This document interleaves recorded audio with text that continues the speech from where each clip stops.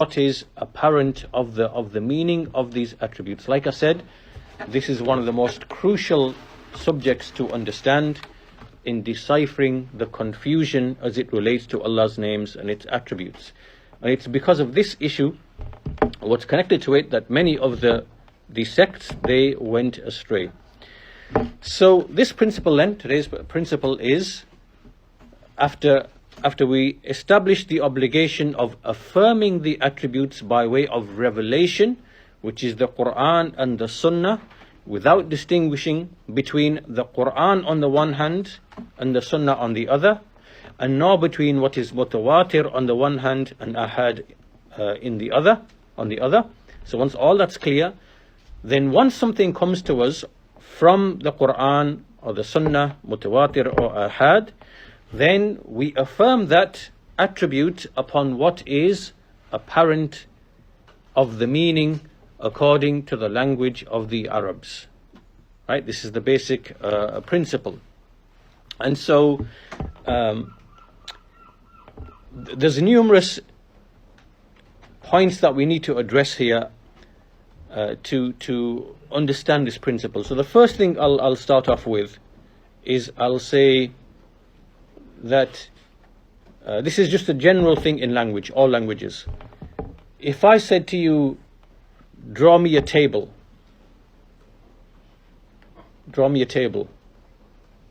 and so I'm fairly sure that most of you are going to draw me a table with four legs, because that's the very obvious, apparent meaning of the word table that would come immediately to your mind, right? This is a zahir to what comes to your mind. I don't think anybody would draw, a table as in a square with grid and lines. Nobody's going to do that, right? All of you are going to draw a table with legs with a flat surface, because this is the everyday common usage, the apparent, that which is zahir, apparent in the usage of language. And this is how language operates in every language, right? You always take what is apparent from a person's speech, and you take what is apparent of the words that he's using. Similarly, if I said to you, draw me a tree, then I'm sure everybody would draw me a tree with a trunk and branches and leaves and whatever. Nobody would draw me, let's say, a hierarchical kind of diagram, with a line at the top and then into two categories and two categories. This is a tree. It's a tree, right? It's like a diagram. But nobody's going to draw me a tree diagram. They're going to draw me a tree. Because when you say the word tree, it's the immediate meaning. I'm speaking of the meaning, the ma'na, the meaning here, that comes to your mind that you are going to understand. Right? This is how you take all language. If this wasn't the case, we'd be dealing with riddles, right? We wouldn't be able to understand what anybody is saying. What meaning does he mean? Is it the zahir? Is it this one? Is it that one? And language would be complete utter confusion, right? This is just a general principle in all language, right? That words have apparent, obvious meanings that are known to the people of that language. So once we understand that, then what has come in the Quran and the Sunnah is no different. That whatever has come in the Quran and the Sunnah of the mention of certain attributes for Allah Azza wa Jal, then likewise we take them upon the obvious and the apparent, meaning.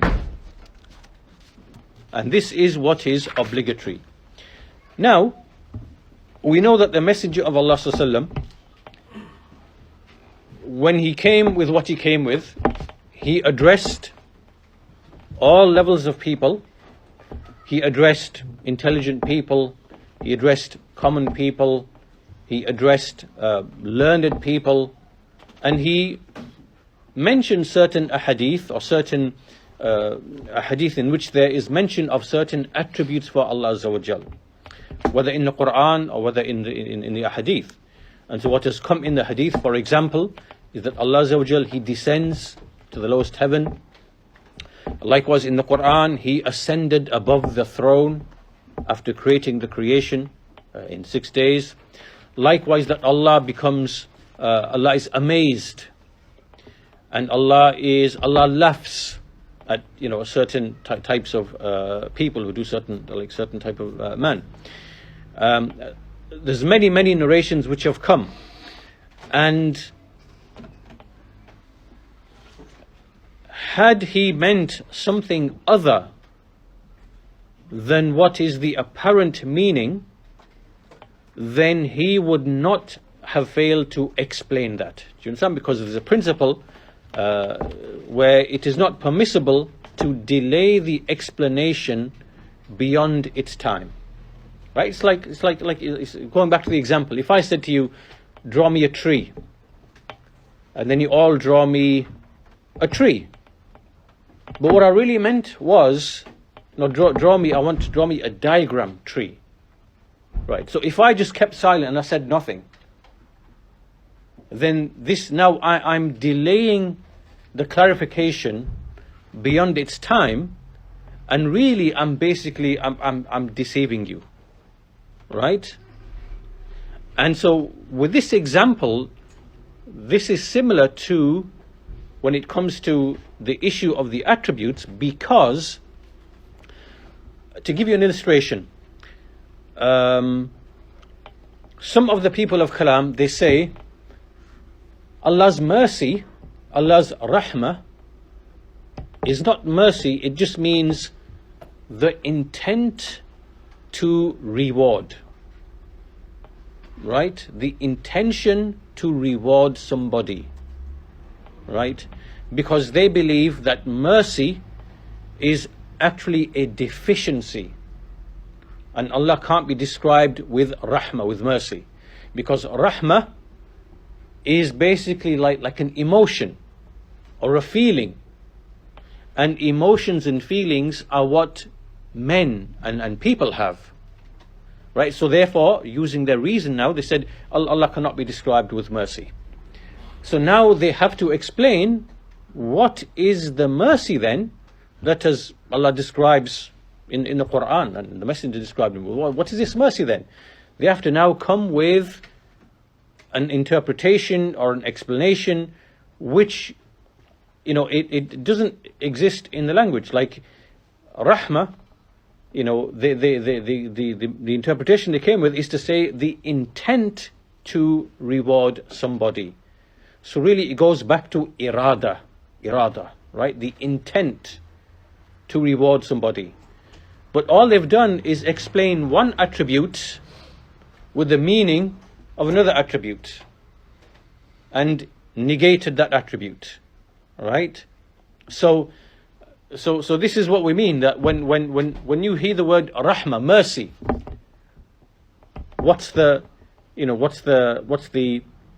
there's a meaning that comes to your mind, mercy, to show, to overlook and to pardon and to all the various other meanings that come into that, right? To be benevolent to, and so many other meanings that come into that. That's the obvious meaning that comes to you. You all understand the meaning of mercy, what it means. You know the meaning of mercy, right? So this is the issue that we are looking at. So when the Prophet ﷺ, when he would speak to all the people and mention these texts, and he would mention some of these attributes, if he had meant something other than the apparent obvious meaning, then he would have explained that.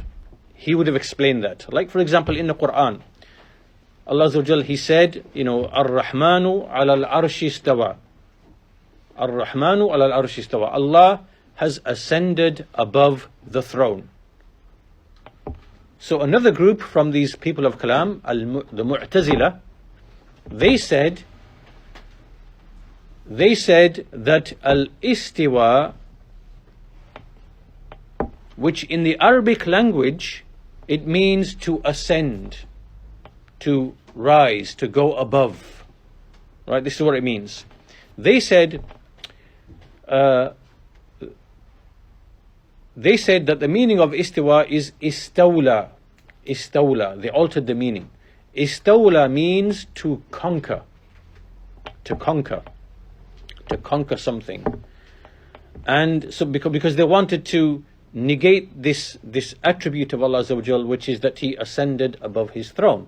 Why? Because on the principles of Greek philosophy, they said that anything that has motion, anything that has that moves, is a body, is a jism.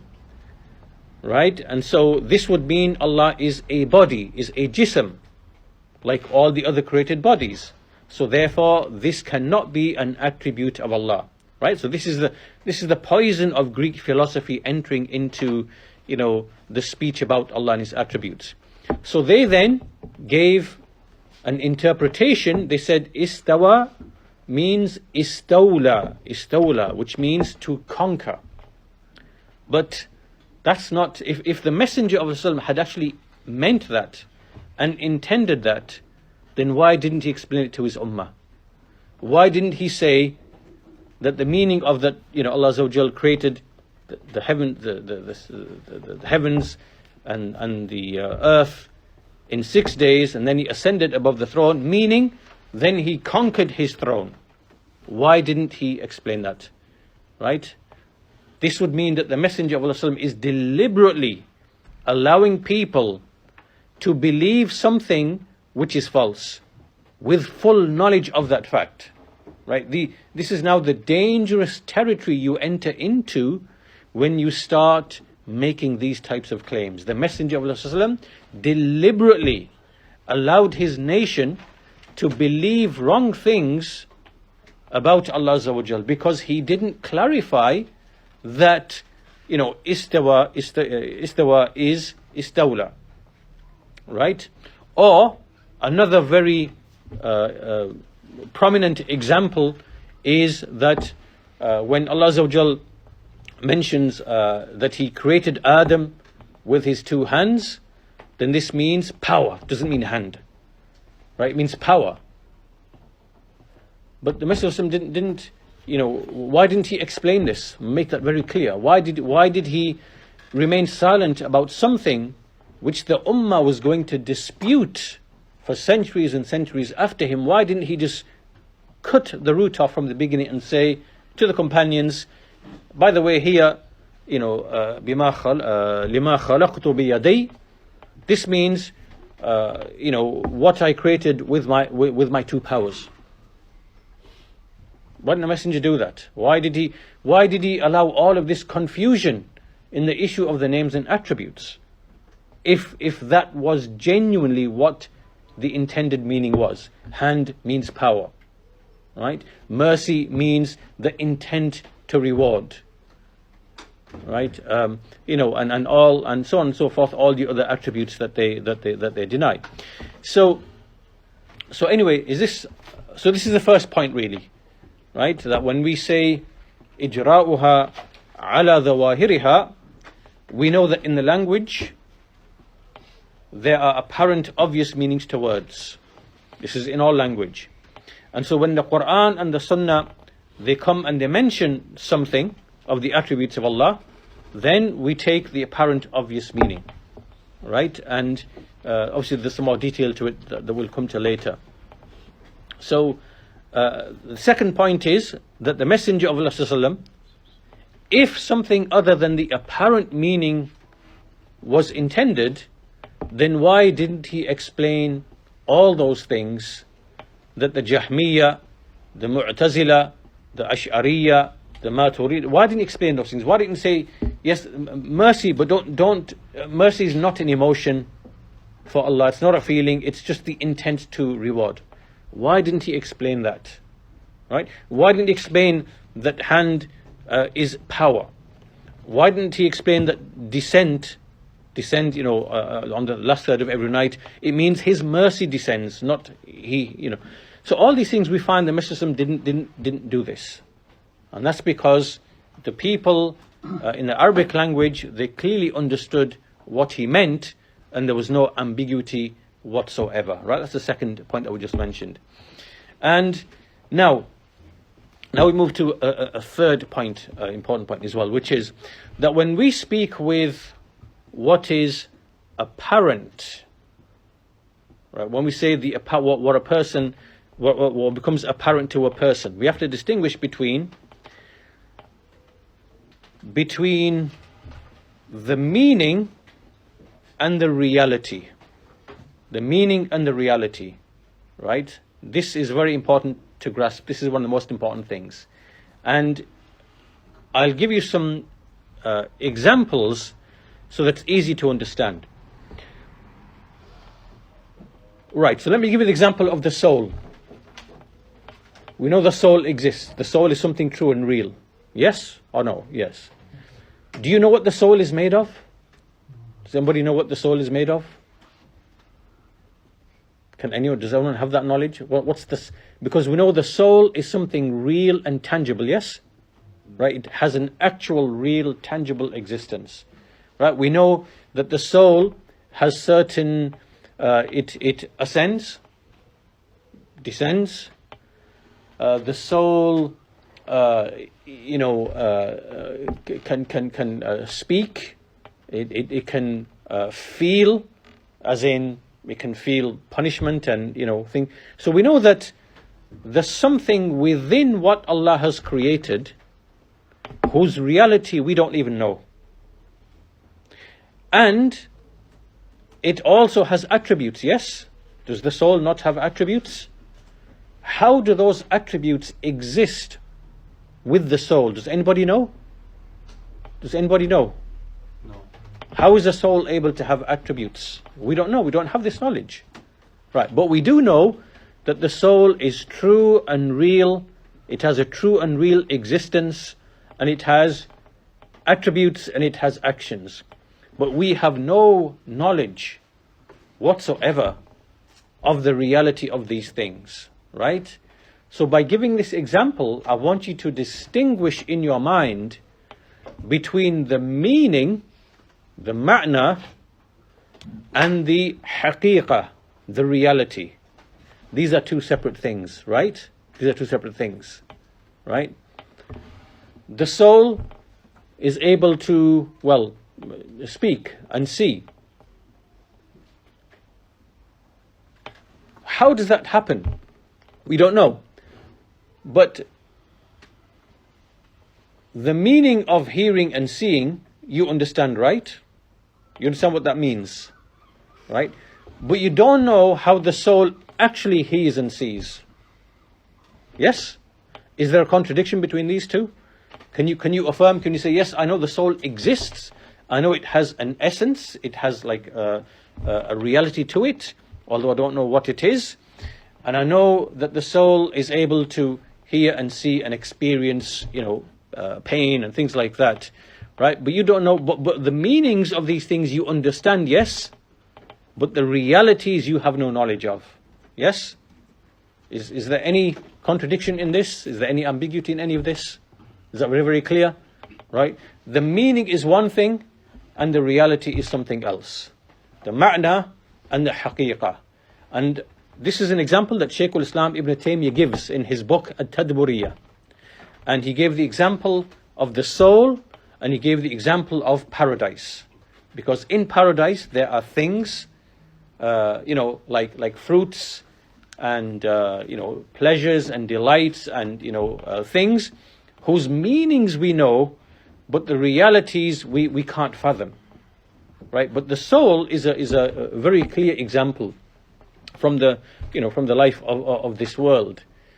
Right? So through this example, if there is within Allah's creation created things or created entities, right, which we know are true and real and exist, but whose reality we do not know, even though we know, we affirm attributes for it, right? Attributes for the soul. If that is the case for something created, then the similitude applies even more so to Allah Azza wa Jal. Right? That the meanings of Allah's attributes we know and we understand. Allah has mercy, Allah has wisdom, Allah has hearing, Allah has seeing, right? but we do not know the reality of his essence. Therefore we cannot know the reality of his hearing and his seeing, how it is, right?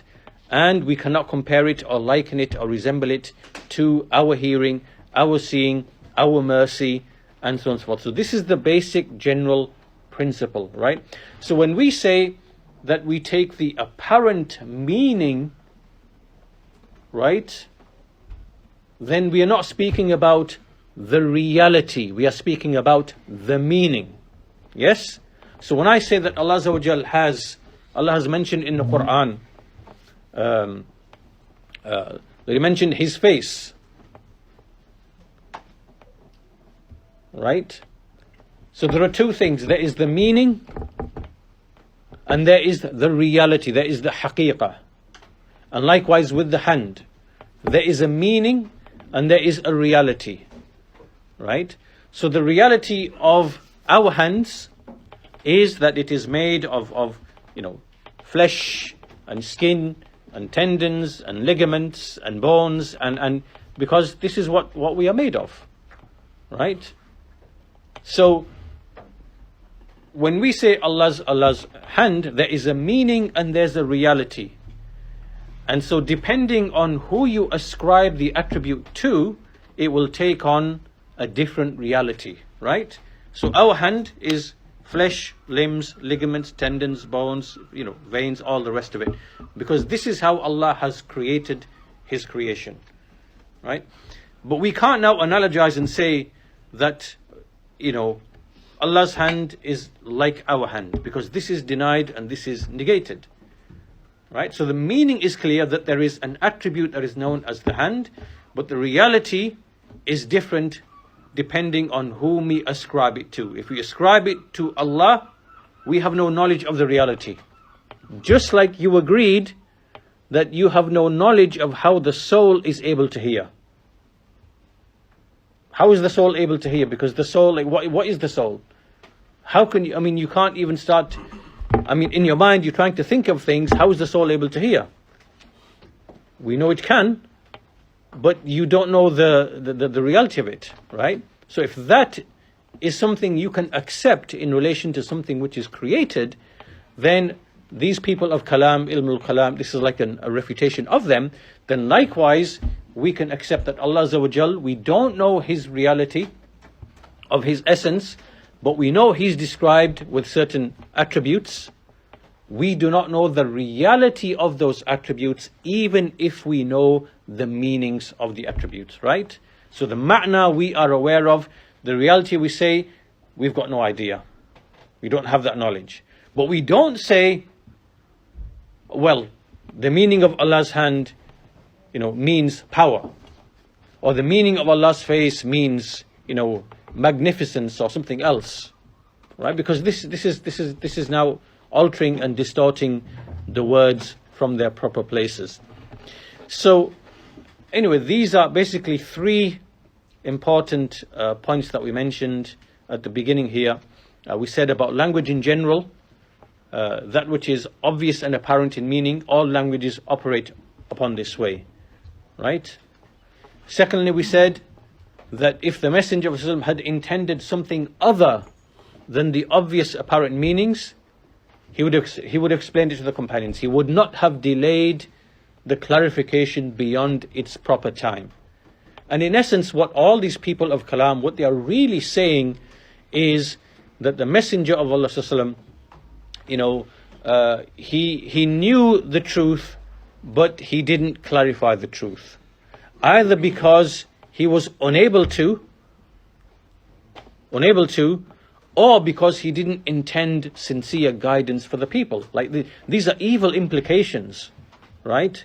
That start to surface when you start speaking in the way that these people of Kalam began to speak. So that was the second point. And the third point is that there is the ma'na, there is the meaning, and there is the haqiqah, the reality. Right? Like Allah He says, لَيْسَ كَمِثْلِهِ شَيْءٍ وَهُوَ السَّمِيعُ الْبَصِيرُ. There is nothing which is a likeness unto Him, and He is all hearing and all seeing. Right? So does there not exist in the creation? Do we not hear and do we not see? Are there not animals that hear and see?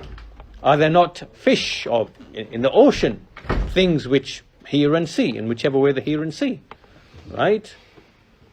So when we say Allah has hearing, Allah has seeing, we know the meaning of hearing is other than the meaning of seeing.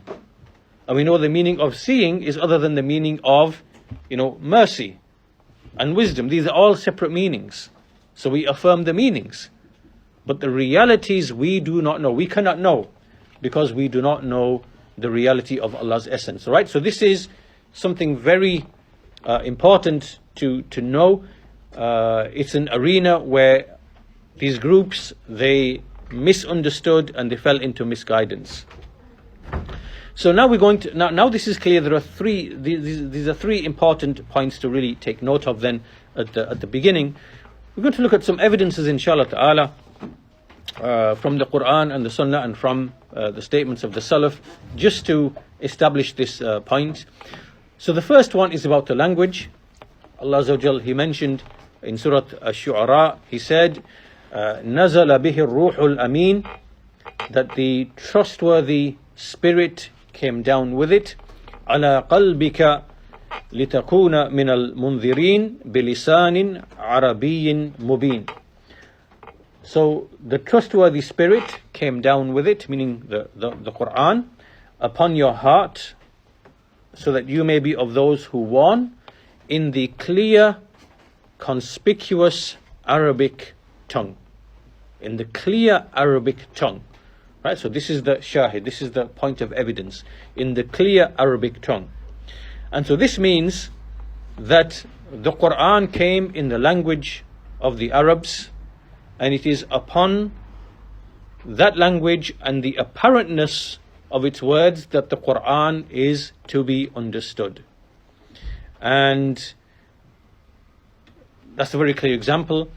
And another example would be كتاب أنزلناه إليك مبارك ليدبروا آياته وليتذكر أولو الألباب.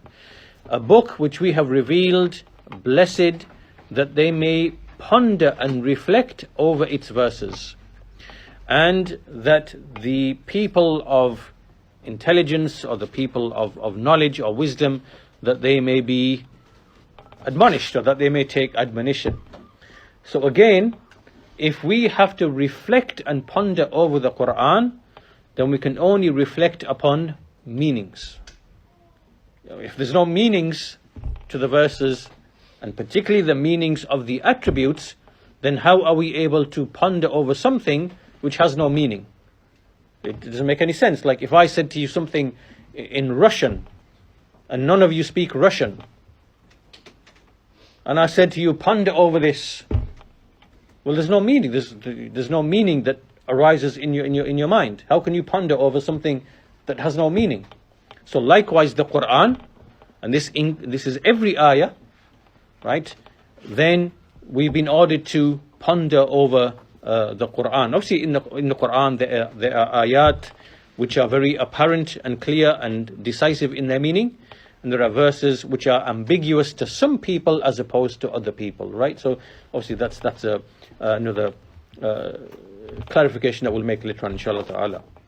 So this is another proof from the Quran with respect to meaning. Likewise, the Sahabi Abdullah bin Umar radiyallahu anhu, he mentioned that Allah Azza wa Jal, He created 4 things with His hand, right? So this is an authentic narration. He said, Al-Arsh, wal-Qalam, wa-Jannatu Adan, and Adam alayhi salam, right? So He created Adam alayhi salam, the Arsh, and Jannatu Adan, paradise, and then He said, and also the Qalam, Al-Qalam. So He created these 4 things with His hand. So this shows that Allah Azza wa Jal has an attribute which is a true and real attribute known as the hand. And like we said, we make the distinction between the meaning and the reality. So when we affirm a hand for Allah, right, then we are affirming the meaning and we are ignorant of the reality, right?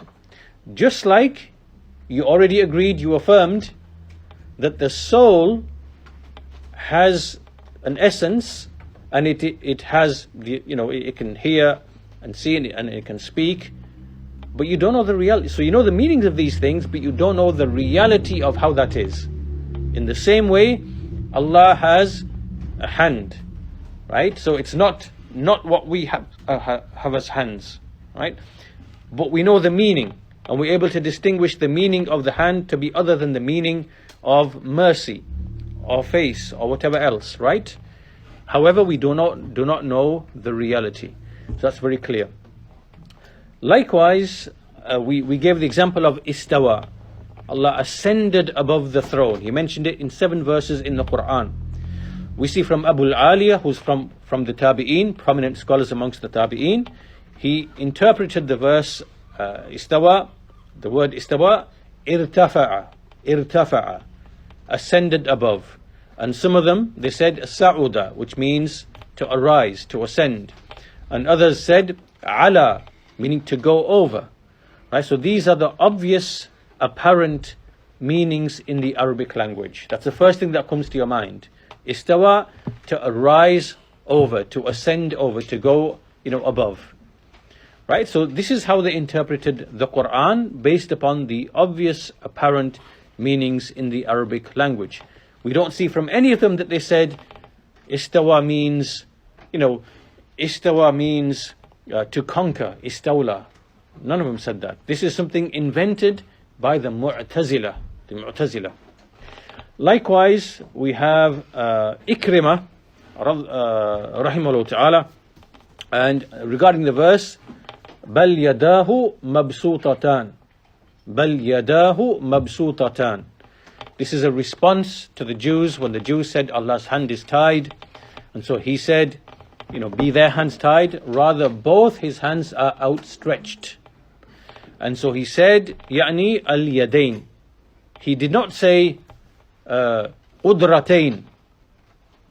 He did not say his 2 powers are outstretched. He did not say ni'matain. His 2 favors are out. He didn't give this interpretation, right? He gave the obvious apparent meaning, right? As for the reality of how is Allah's attribute of hand, we have absolutely no knowledge, right? So we have to be clear about these 2 things, because some of these people here, the Jahmiyyah, Mu'tazila, they're going to come to you and they're going to say, Astaghfirullah, you were saying Allah has a limb, has a hand like this. No, I didn't say that. I didn't say that. You were the one who presumed it. You were the one who, when you heard the word hand, you straight away thought in your mind, this, limb, flesh, blood, tendons, ligament. You thought that. I didn't think that. I only thought of the meaning, right? The ma'na, right? The ma'na. As for the haqiqah, I have no knowledge of it whatsoever, right? So what you are doing that in your mind, you are first of all resembling the hand of Allah with the creation, likening it. So in your mind, you don't have this picture of this hand, and then you're accusing me of something that I'm free and innocent of. You are the one who made the resemblance and the likening to begin with in your heart. Then you rejected it. You said this cannot be correct. Then you accused me with it.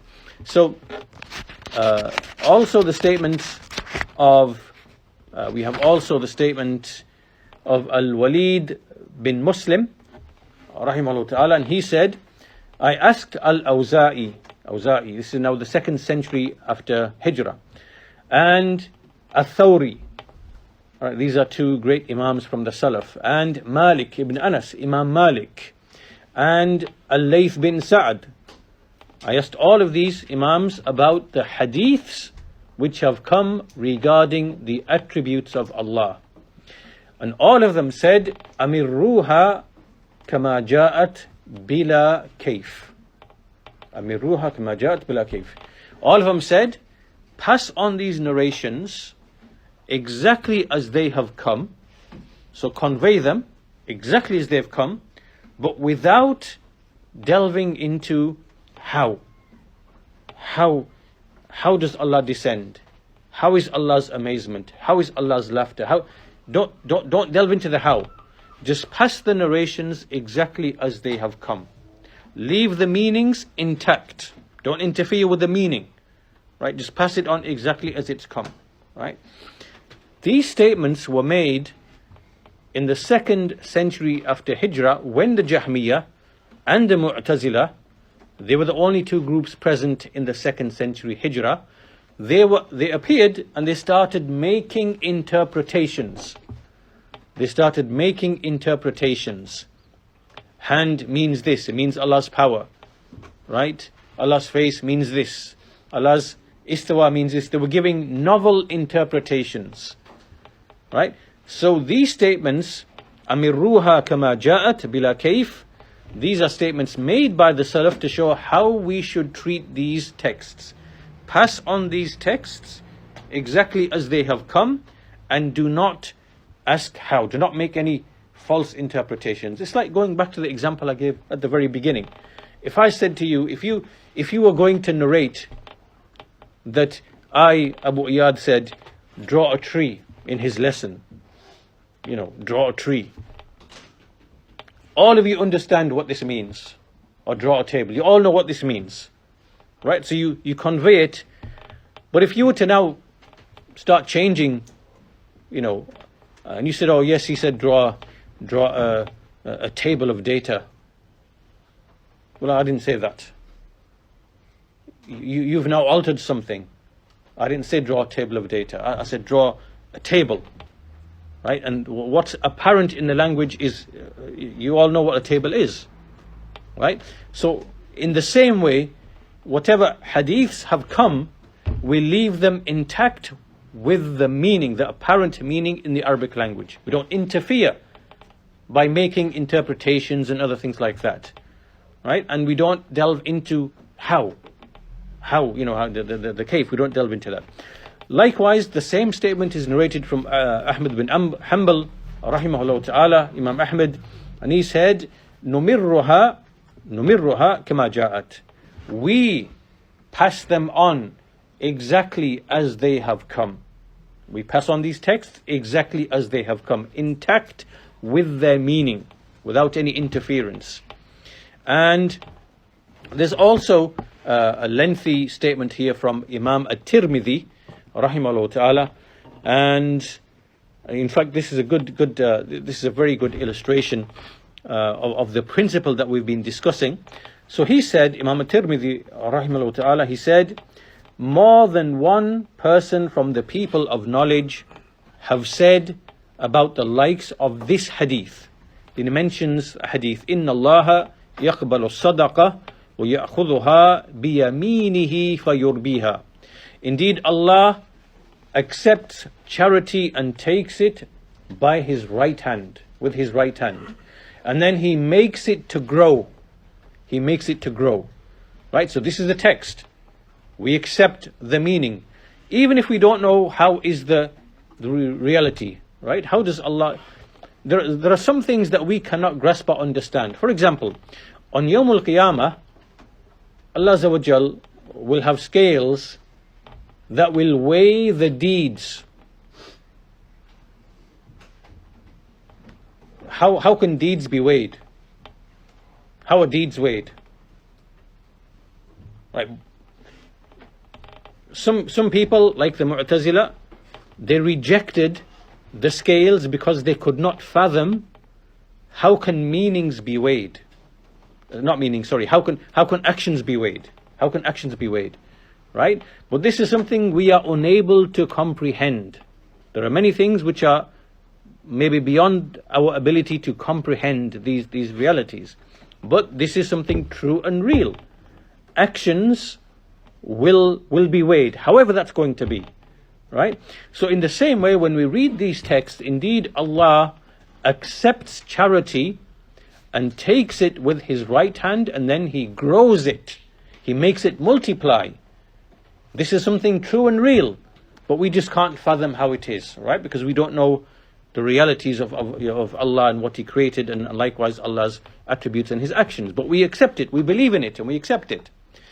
So he said, At-Tirmidhi said, this text and whatever is similar to this text that mention the attributes such as Allah descending, Tabarak wa Ta'ala, every night to the lowest heaven, they said, meaning these people of knowledge, they said that these narrations are all established. These are true and real narrations, we can't deny them. And they are to be believed in, nor are we to have presumptions about them, nor are we to say how are these. This is what is narrated from Imam Malik, Sufyan ibn Uyayna, Abdullah ibn al-Mubarak, and others. All of them said, Amirruha bila kayf. Pass them on exactly as they have come.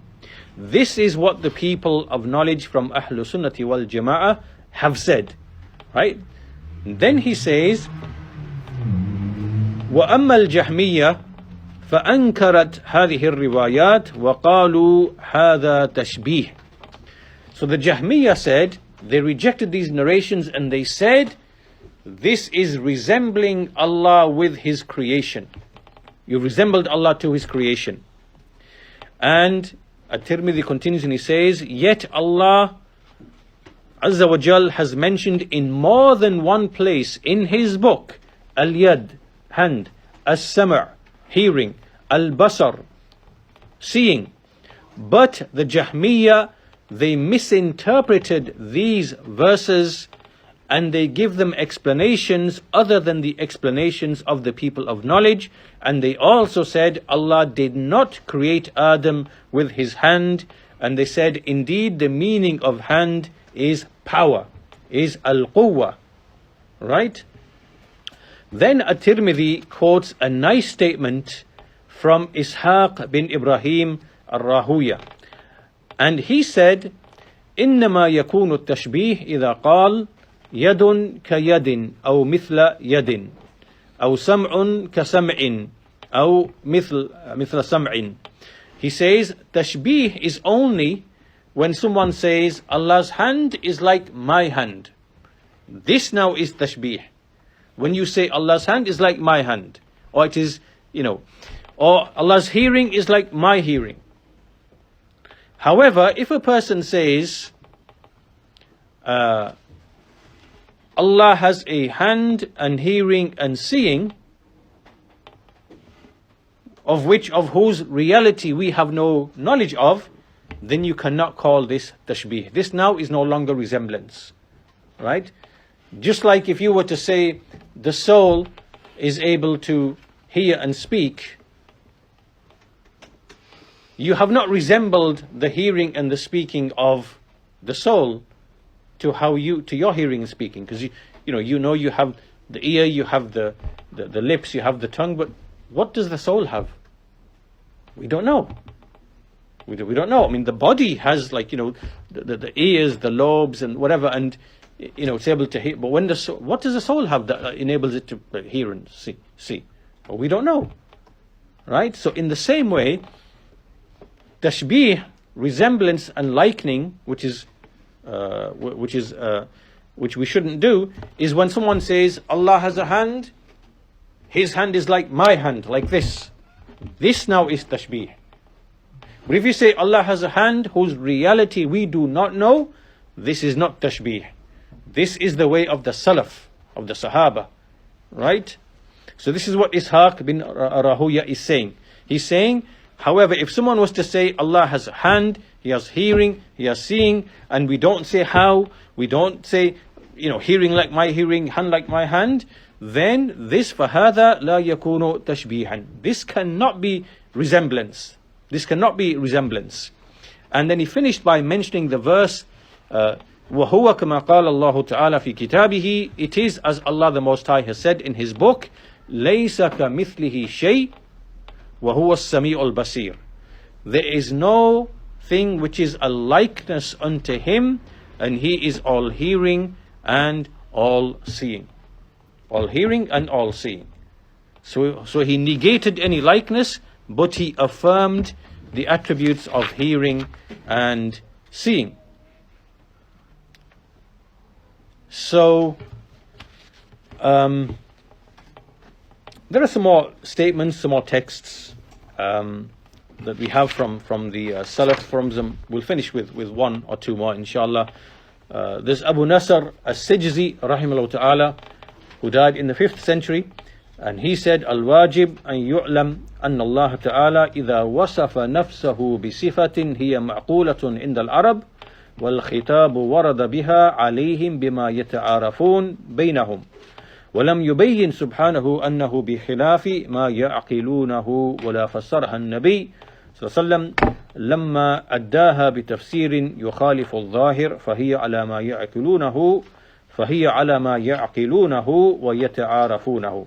Basically, similar to what we said before, that it is obligatory to know that Allah the Most High, when He describes Himself with an attribute that is comprehensible to the Arabs, meaning in the Arabic language, and the Quran is revealed in the language that they know and they understand, and yet at the same time Allah did not explain that what He intends and what He means is other than what they are understanding from it, right?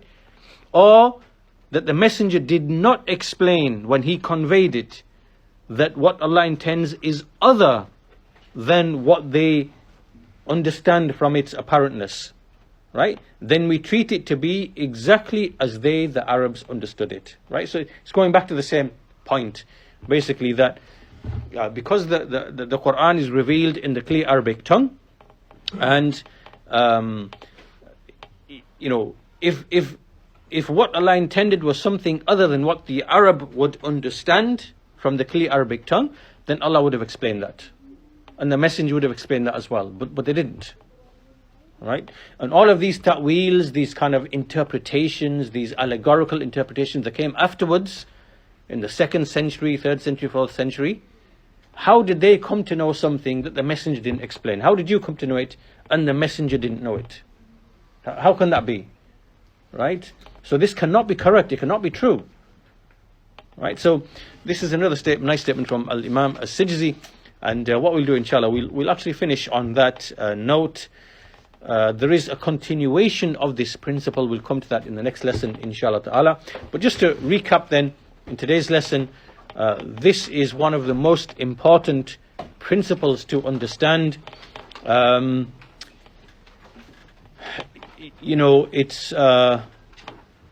It's to understand what is meant by language, and that we take language upon its apparentness.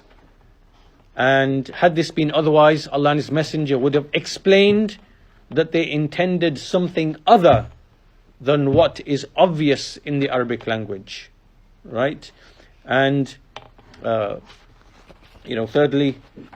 the other point that we mentioned also, we give the example of the tree and the table, and likewise give the example of the soul. How with the soul, you can clearly understand these principles. No one's going to deny these principles in relation to the soul, that there can be a meaning alongside ignorance of the reality, right? And this is the same with Allah's attributes. We know the meaning, we are ignorant of the reality, right? There are some groups on either extreme, right? So on this extreme, they will deny the meaning. They will deny the meaning, right? And on this extreme, there will be some people who will speak of the reality. They will say, hand like my hand. This is now you've made the reality of your hand to be the reality of Allah's hand, right? This is resemblance on this extreme. And on this extreme, there is negation of the meaning altogether, right? We are in the middle here. We are saying, we affirm the meanings. The meaning of hand is other than the meaning of face, which is other than the meaning of mercy, which is other than the meaning of amazement, which is other than the meaning of laughter. These are all separate meanings that you know are different in your mind when you look at the meanings. But what is the reality of each of these? We don't know. We have no knowledge. Just like we do not know the reality of how the soul hears, speaks, We don't know that. But we know that hearing and speaking are clearly understandable, comprehensible meanings and attributes, right? So this is very important to grasp this point. If you grasp this point, inshallah, many things will be resolved. So this brings us to an end of the first, second, third of the 4 principles contained in the opening statement of Al-Khatib al-Baghdadi. In the next lesson, inshallah, we'll continue to move on to the 4th one. And with that, we'll conclude our lesson there for today. Walhamdulillahi Rabbil Alameen. Wa sallallahu ala nabiyyina Muhammad wa ala alihi wa sahbihi ajma'in.